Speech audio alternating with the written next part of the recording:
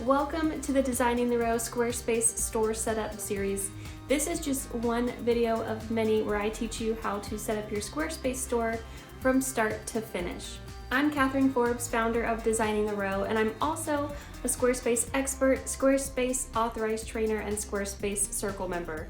So if you are looking for help building your Squarespace website, you've come to the right place.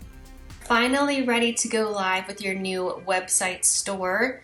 And doing that is really easy. So I told you in the very beginning to create your store or your shop, whatever you're calling it, in this not linked section in the bottom part of the pages so that people can't find it on your store in the main navigation.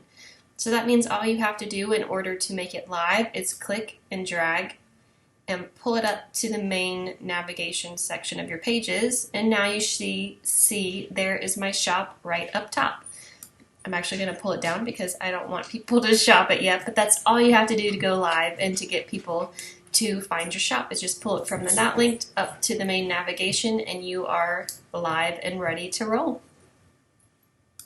If this video tutorial was helpful, please subscribe to my channel, like this video, and if you have any further questions, you can leave them for me in the comments.